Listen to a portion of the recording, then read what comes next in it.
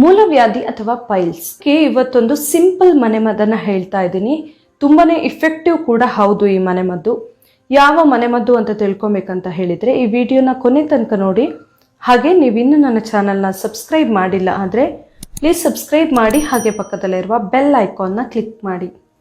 ಈ ಮನೆಮದ್ದು ಮಾಡೋದಕ್ಕೆ ಎಳ್ನೀರು ಬೇಕಾಗುತ್ತೆ. ನಾನು ಫುಲ್ ಎಳ್ನೀರನ್ನು ಹಾಗೆ ತೊಗೊಂಬಂದಿದ್ದೀನಿ. ತುಂಬ ಎಳೆಯದಾಗಿದ್ರೆ ತುಂಬಾನೇ ಒಳ್ಳೆಯದು. ತಿಳಿ ಗಂಜಿ ಅಥವಾ ಬರೀ ನೀರಿದ್ರೆ ಕೂಡ ಒಳ್ಳೆಯದು. ತುಂಬ ಬೆಳೆದಿರೋದು ಅಷ್ಟೊಂದು ಒಳ್ಳೆಯದಲ್ಲ. ಇದನ್ನ ಇವಾಗ ನಾವಿಲ್ಲಿ ತೂತ್ ಮಾಡ್ಕೊಳ್ಬೇಕು. ನಾರ್ಮಲ್ ಆಗಿ ಎಳ್ನೀರು ಕುಡಿಯೋಕೆ ಯಾವ ಥರ ಮಾಡ್ತೀವಿ ಆ ಥರ ಇದನ್ನ ಹೀಗೇನೆ ಇಟ್ಕೊಳ್ಬೇಕು, ಬಿಸಾಕಬಾರ್ದು. ಇದನ್ನ ನಾವು ನೀರು ತೆಗಿಬಾರ್ದು. ಯಾವುದಾದ್ರೂ ಅಡಿಗಡೆ ಯಾವುದಾದ್ರೂ ಒಂದು ಪಾತ್ರೆ ಇಟ್ಟು ಈ ಥರ ಇಟ್ಕೊಳ್ಬೇಕು ಫಸ್ಟಿಗೆ. ಇವಾಗ ಇದಕ್ಕೆ 1 ಸ್ಪೂನ್ ಆಗುವಷ್ಟು ಜೀರಿಗೆಯನ್ನು ಹಾಕಬೇಕು. ಇದನ್ನ ಚೆನ್ನಾಗಿ ಮಿಕ್ಸ್ ಮಾಡ್ಕೊಳ್ಬೇಕು.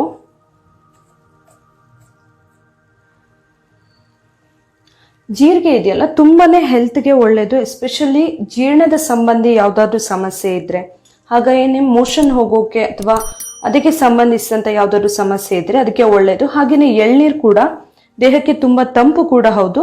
ಜೀರ್ಣ ಸಂಬಂಧಿ ಸಮಸ್ಯೆಗಳಿಗೂ ಒಂದು ಬೆಸ್ಟ್ ಮೆಡಿಸಿನ್ ಅಂತ ಹೇಳ್ಬೋದು. ಸೊ ಇದನ್ನ ಈ ಥರ ಚೆನ್ನಾಗಿ ಮಿಕ್ಸ್ ಮಾಡಿಕೊಂಡು ನಾವು ಈ ಪೀಸ್ ತೆಗೆದಿಟ್ಕೊಂಡಿದ್ವಿ ಅಲ್ಲ, ಓಪನ್ ಮಾಡಿದಾಗ ಅದನ್ನ ಯಾವ ರೀತಿ ಓಪನ್ ಮಾಡಿದ್ವು ಅದೇ ಥರ ಮುಚ್ಚಿ ಇಡಬೇಕು. ಇದು ಕರೆಕ್ಟಾಗಿ ನೆನಿಬೇಕು, ಅಂದರೆ ರಾತ್ರಿ ನೆನೆಸಿ ಇಡಬೇಕು.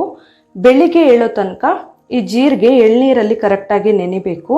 ಸೊ ಈ ಜೀರಿಗೆ ಮತ್ತೆ ಅದರಲ್ಲಿ ಏನು ಒಗರು ಅಂಶ ಇರುತ್ತಲ್ಲ, ಎಳ್ನೀರು ಸೈಡಲ್ಲಿ ಎಲ್ಲ ಒಳಗಡೆ ಒಗರು ಅಂಶ ಇರುತ್ತಲ್ಲ, ಅದು ಜೀರ್ಣಕ್ಕೆ ತುಂಬಾನೇ ಒಳ್ಳೆಯದು.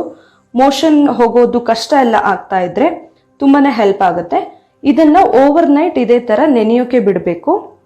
ಇದಕ್ಕೆ ಮೇಲ್ಗಡೆಯಿಂದ 1 ಬೌಲ್ ಅಥವಾ 1 ಲೋಟನ ಈ ತರ ಮುಚ್ಚಿ ಇಡಬೇಕು. ಅದು ಕರೆಕ್ಟಾಗಿ ಮುಚ್ಚಿಲ್ಲ ಆದ್ರೆ ಫಸ್ಟಿಗೆ ಈ ತರ ಮುಚ್ಚಿ ಇಟ್ಬಿಡ್ಬೇಕು ನೈಟ್.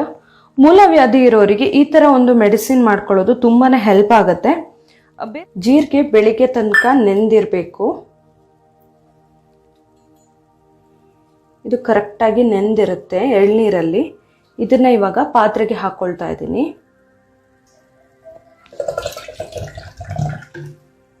ನೋಡಿ, ಎಳ್ನೀರದ ಕಲರ್ ಕೂಡ ಚೇಂಜ್ ಆಗಿರುತ್ತೆ. ಅದರಲ್ಲಿರುವಂತಹ ಒಗರು ಹಾಗೆ ಜೀರಿಗೆ ಅಂಶ ಎಲ್ಲ ಕೂಡ ಇಟ್ಕೊಂಡಿರುತ್ತೆ.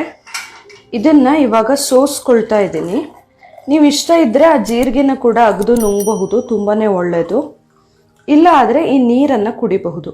ರೆಗ್ಯುಲರ್ ಆಗಿ ಮಾಡಬೇಕು ಈ ಥರ. ತುಂಬ ಪೈಲ್ಸ್ ನೋವೆಲ್ಲ ಇದ್ದರೆ, ಬ್ಲಡ್ ಹೋಗ್ತಾ ಇದ್ರೆ ತುಂಬ, ಹಾಗೆಯೇ ತುಂಬ ಜಾಸ್ತಿ ಎಲ್ಲ ಆಗಿದ್ರೆ ನಾವು ಸ್ವಲ್ಪ ಜಾಸ್ತಿ ದಿನನೇ ಮಾಡಬೇಕಾಗತ್ತೆ.